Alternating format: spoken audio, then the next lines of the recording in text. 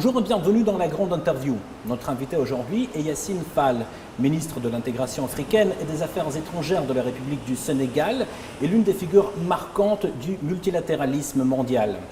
Madame Fall, bonjour et merci beaucoup d'avoir accepté notre invitation. Cela fait un an, jour pour jour, que vous avez été nommé ministre de l'intégration africaine et des affaires étrangères. Quels résultats avez-vous pu atteindre durant cette période ? Merci beaucoup donc, de me donner l'occasion de discuter avec RT.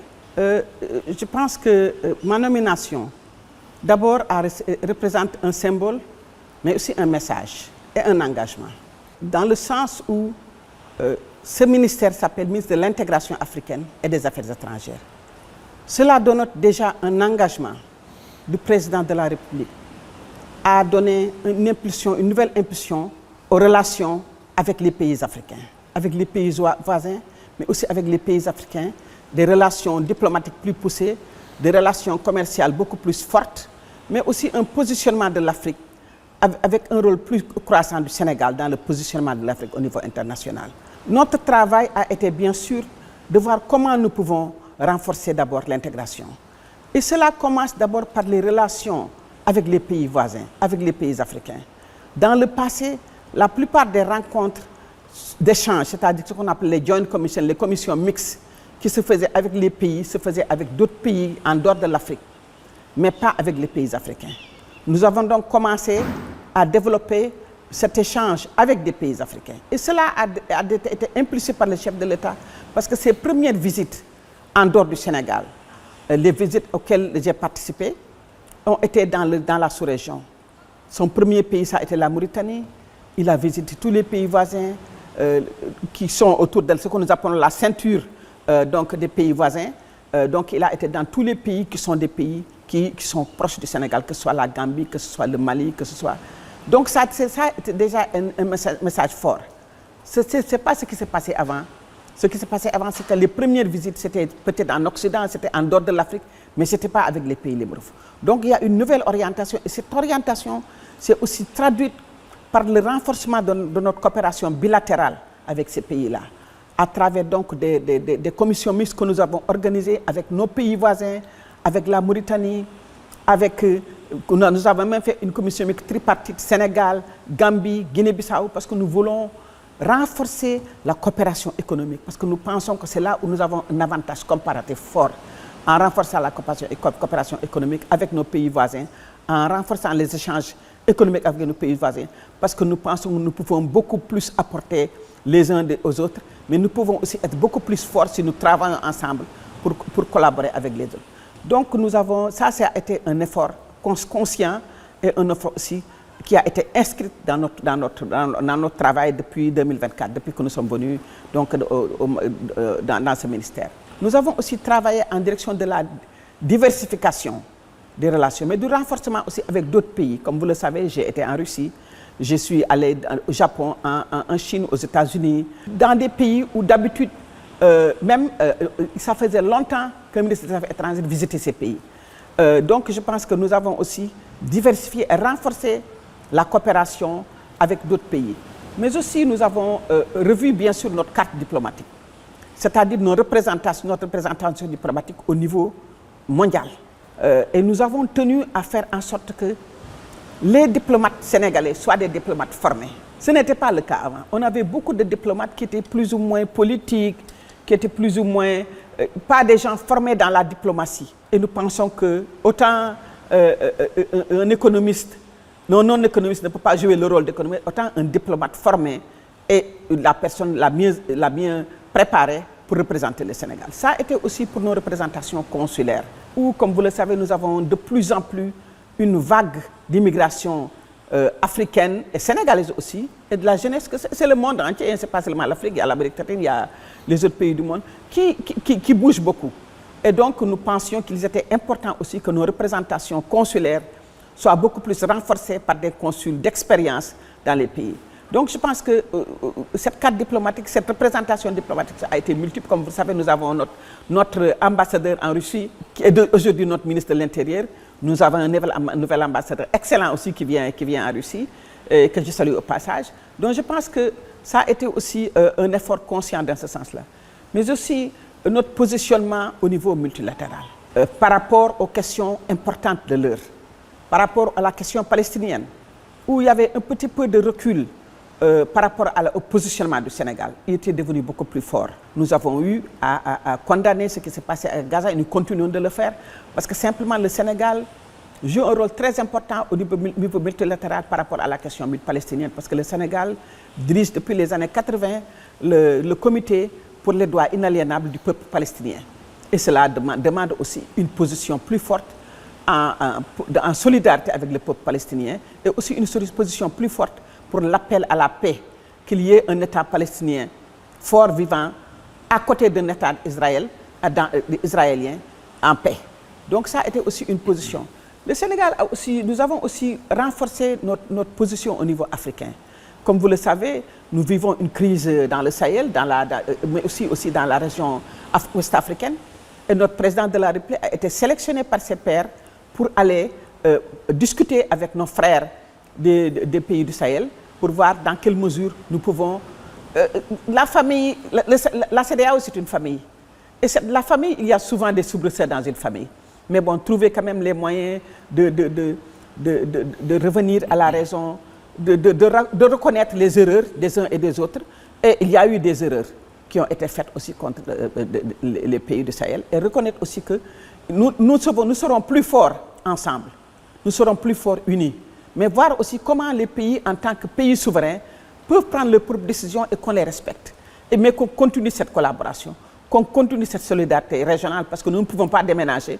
Nous sommes le même peuple, nous avons la même histoire, nous sommes liés par les liens de sang, donc nous sommes obligés d'être unis et de travailler ensemble. Mais ce dont vous parlez, c'est une réforme très profonde de la diplomatie sénégalaise, n'est-ce pas?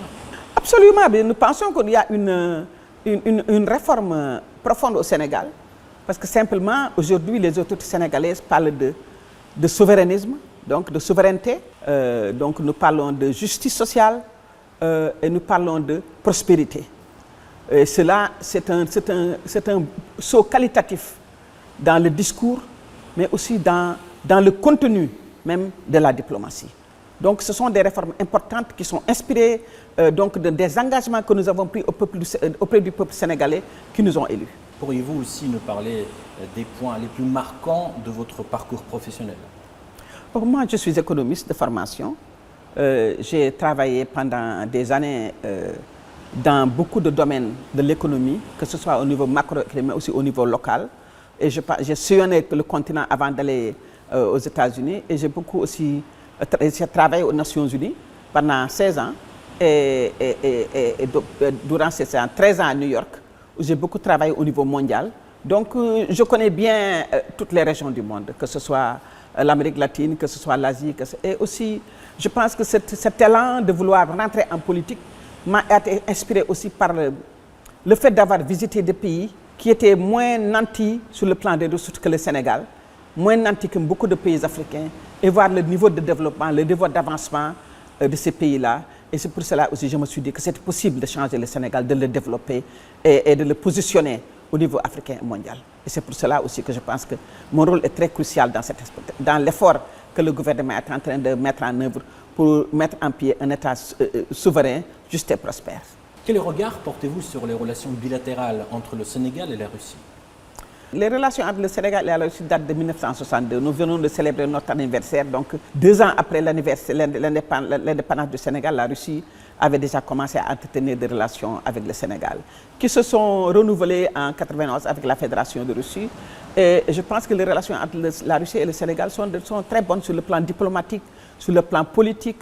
Et nous pensons aussi que nous avons à peu près une trentaine d'accords avec la Russie dans des domaines divers, que la culture, le sport, l'énergie, la pêche, l'éducation, l'enseignement supérieur, qui est assez avancé par rapport à nos relations, parce que nous recevons des bourses, la Russie offre des bourses d'étudiants aux étudiants sénégalais et chaque année, il y a une augmentation de bourses, mais aussi nous pouvons renforcer cette relation et nous voulons la renforcer. Et je pense que si nous pouvons, on va un petit peu rentrer sur les détails de ma visite en Russie et ce que ça a pu donner par rapport aux relations entre la Russie et le Sénégal et comment nous pouvons les renforcer. Effectivement, c'était ma Suivante question sur votre visite en Russie. Comment s'est-elle déroulée? Excellente visite. Je pense que j'ai été invité par mon homologue, le ministre des Affaires étrangères Lavrov, et ça a été une visite courte mais très riche, très bien organisée, très bien planifiée.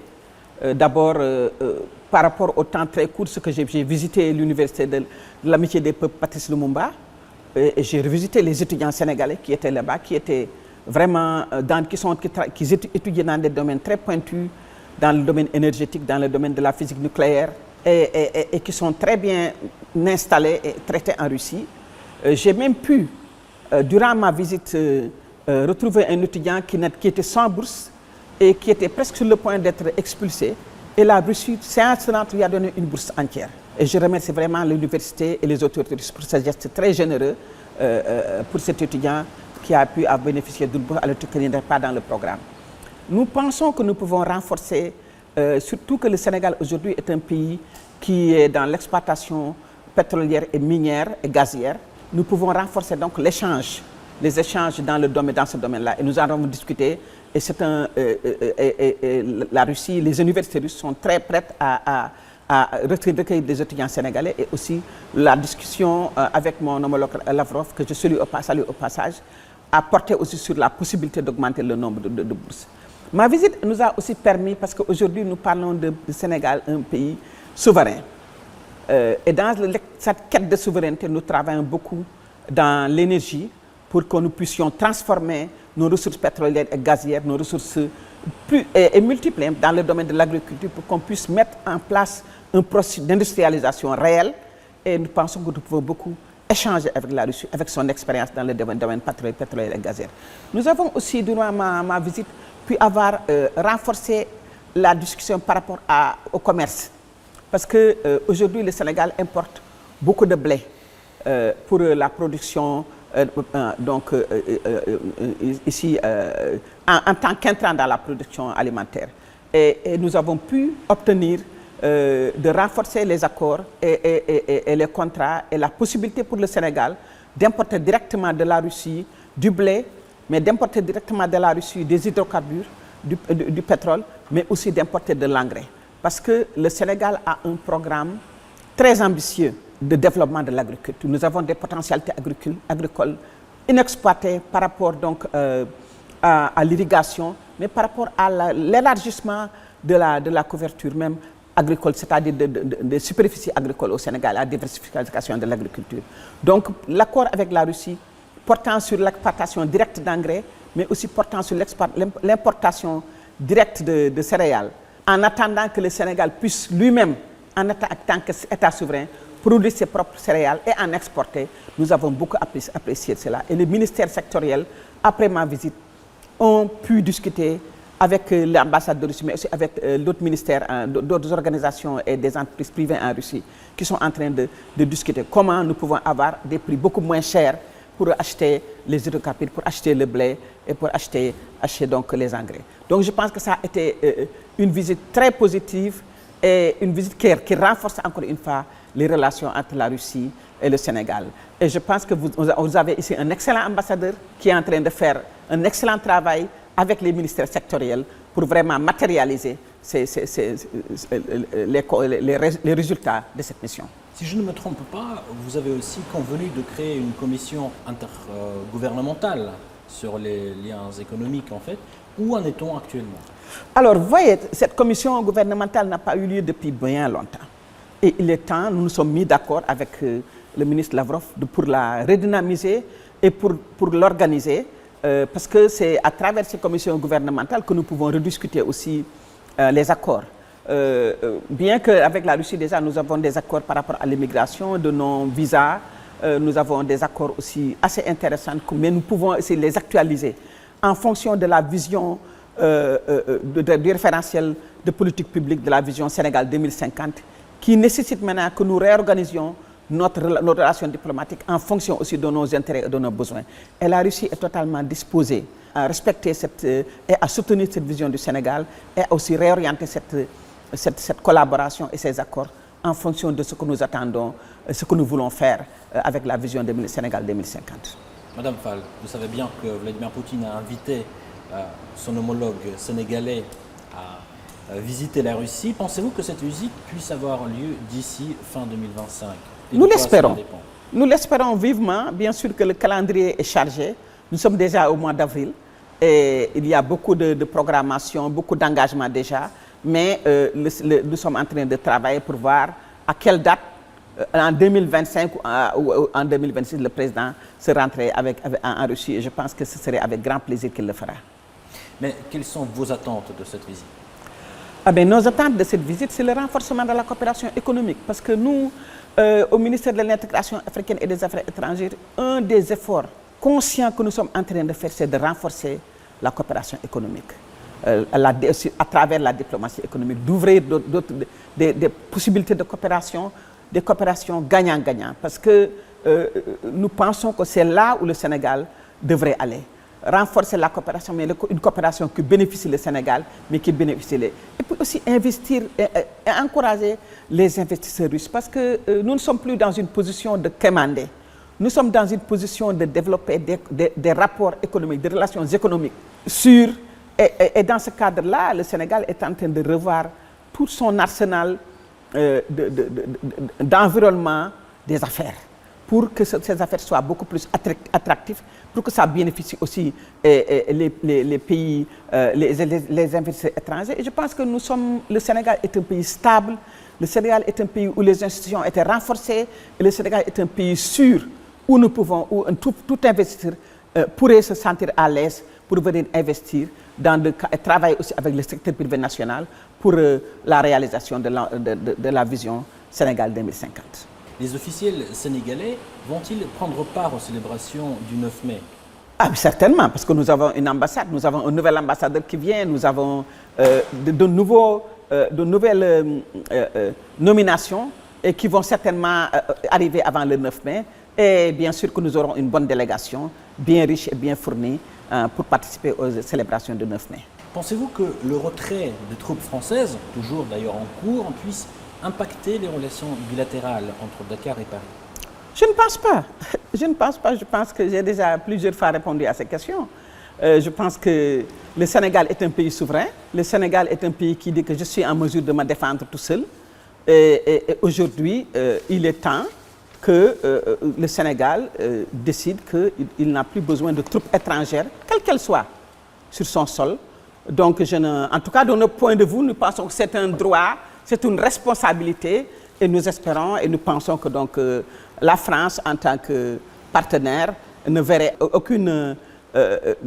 se sentirait pas préoccupée ou gênée par le fait que les troupes françaises puissent partir. Nous avons déjà commencé une discussion, il y a eu déjà des emprises qui ont été libérées. Donc nous sommes dans un bon processus et c'est normal, c'est comme ça que se construit la relation entre les peuples. Et nous pensons que c'est dans le cours normal des choses que les troupes françaises puissent rentrer en France. En 2024, votre pays a traversé une période difficile. Quelles leçons tirez-vous de ces événements? Des leçons, bien sûr, de ne jamais oublier les 80 et quelques victimes qui ont perdu la vie pour se battre pour leurs droits, pour se battre pour la démocratie. De ne jamais oublier la promesse que nous avons faite au peuple sénégalais, à sa jeunesse, et à ses femmes, pour qu'il y ait un changement démocratique, pour que le Sénégal devienne un État prospère, souverain, transparent, où la corruption d'État, où la violation des droits humains ne sera plus une réalité ici. Nous avons, et pour cela, il y a eu quand même des efforts importants pour réconcilier le peuple sénégalais avec la justice. Parce qu'il y avait une instrumentalisation de la justice qui a permis ce qui s'est passé. Mais nous avons aussi des institutions fortes qui nous ont permis de redresser la situation et de faire en sorte que les élections puissent se tenir. Et le peuple sénégalais a parlé, s'est exprimé et a élu son président en la personne de son Excellence, le président Bassirou Diomaye Diakhar Faye. Donc je pense que la leçon à tirer, c'est de ne jamais oublier la promesse que nous avons faite au peuple sénégalais, de faire tout ce qui est à notre possible, de dire la vérité, de faire tout ce qui est à notre possible pour travailler en direction du développement de ce pays-là, afin que nos jeunes puissent rester chez nous, afin qu'on puisse se dire que le Sénégal est un pays qui compte, comme il a toujours compté, et que politiquement, diplomatiquement, mais aussi économiquement. Madame la ministre, quelle est la position du Sénégal concernant la crise sécuritaire du Sahel? Une crise d'abord très difficile, mais qui impacte le monde, toutes les régions du monde. La crise sécuritaire avec l'augmentation du terrorisme dans le Sahel est une crise assez virulente. Et c'est une crise qui demande une collaboration, une solidarité avec tous les peuples dans la région, mais aussi une solidarité inter-État. Et c'est dans ce sens-là que nous travaillons. Nous travaillons avec les pays du Sahel au niveau bilatéral, au niveau sous-régional, au niveau entre petits États, mais au niveau des frontières, pour sécuriser les frontières, pour partager l'information, pour soutenir la solidarité. Et avec tous les pays, nous avons des accords aussi militaires qui nous permettent aussi de faire des exercices ensemble pour protéger les frontières, mais aussi pour soutenir les pays à l'intérieur des pays. Comme vous le savez, le Sénégal, au-delà du Sahel, même en Afrique, joue un rôle important dans la promotion de la paix, dans la promotion aussi de la résistance contre le terrorisme. Vous voyez, nous avons des troupes très importantes dans le site Kivu, des troupes sénégalaises qui sont là pour contribuer au maintien de la paix. Donc, nous continuons ce rôle-là, nous continuons ce travail-là.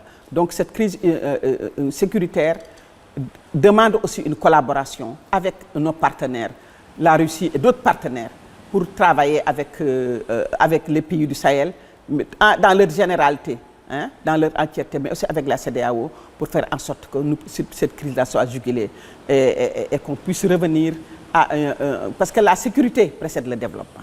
La sécurité est capitale pour le développement. Donc cette crise sécuritaire-là est une très grande préoccupation pour le chef de l'État, pour le gouvernement sénégalais et pour les pays aussi dans la zone du Sahel.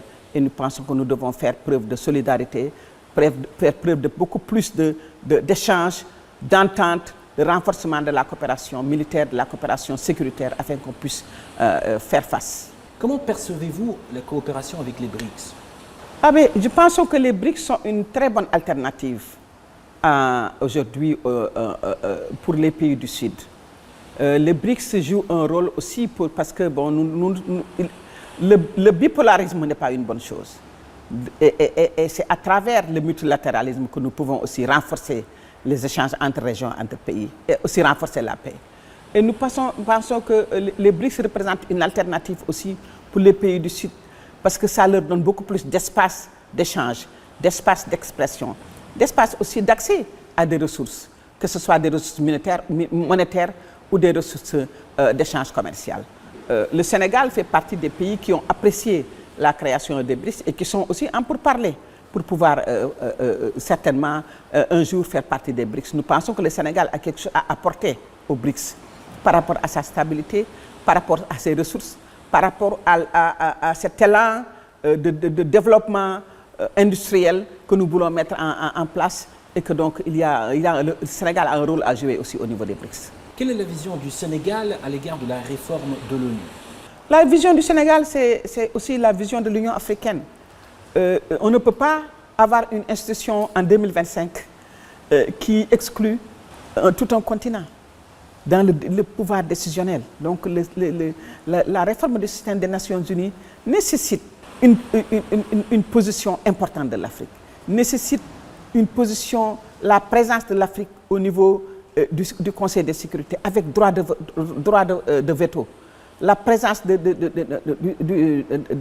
l'Afrique avec aussi une position avec non-droit de veto. Nous demandons 4 positions, 2 avec droit de veto et 2 avec sans droit de veto. Et nous pensons que c'est normal, c'est juste. Tous ces peuples développés, avancés, qui parlent beaucoup de démocratie, devraient la pratiquer. La pratiquer, c'est reconnaître que l'Afrique a une position au niveau des conseils de sécurité et la lui donner. Et nous apprécions aussi la position de la Russie dans ce sens-là. Je pense que le monde est un monde en mouvement, mais c'est un monde aussi qui devrait, les donneurs de leçons devraient un petit peu regarder aussi comment ils pratiquent la démocratie et l'inclusion, la participation, la représentativité de 54 États est capitale. Donc nous pensons que notre présence au G20 est un pas, mais notre présence au Conseil de sécurité avec droit de veto capital pour le multilatéralisme. Parlons un tout petit peu des objectifs de la diplomatie sénégalaise. Quels sont en fait vos objectifs à court et à moyen terme? Nos objectifs à court terme, c'est d'abord, notre diplomatie sénégalaise s'inscrit d'abord dans le renforcement de l'intégration. Nous voulons renforcer nos relations économiques, nos relations commerciales avec les pays africains, avec les pays de l'Afrique de l'Ouest. Nous voulons aussi diversifier, comme je l'ai dit déjà, non seulement diversifier la diplomatie, mais diversifier nos relations. Récemment, j'ai reçu le ministre des Affaires étrangères du Brésil. J'ai reçu le ministre des Affaires étrangères de Cuba. Nous voulons donc renforcer nos relations diplomatiques avec d'autres parties du monde avec lesquelles nous n'avons pas, mais avec qui nous avons le climat. D'ici l'Amérique latine, c'est quelques heures de vol, moins de 5 heures de temps. Nous voulons renforcer nos relations, multiplier, diversifier les relations économiques. Nous voulons aussi repositionner le continent à travers donc nos institutions régionales, comme comme l'Union africaine. Parce que nous pensons qu'il y a beaucoup de travail dans ce sens-là. Il y a la question de la justice sociale au niveau multilatéral, n'est pas seulement par rapport à la présence de l'Afrique au Conseil de sécurité, c'est aussi par rapport même à la façon dont nous empruntons l'argent. C'est aussi par rapport à toutes ces organisations de notation, ces organismes de notation qui donnent des mauvaises notes aux pays africains, qui font en sorte que la question de l'endettement devient vraiment un grand fléau pour nos économies, parce que nous empruntons à des taux très élevés, les conditions d'emprunt sont très difficiles, on présente nos pays comme des pays à risque, alors qu'ils sont pas plus pays à risque que d'autres pays, mais il y a donc une injustice que nous devons corriger. Donc la diplomatie sénégalaise aussi est une diplomatie qui se positionne au niveau africain pour que les questions importantes par rapport aux institutions financières internationales, qu'elles soient beaucoup plus démocratiques, qu'elles écoutent beaucoup plus les peuples avec qui elles coopèrent, qu'elles prennent en compte aussi les positions et les orientations des États dans la façon dont ils veulent orienter leurs économies et les choix qu'ils font.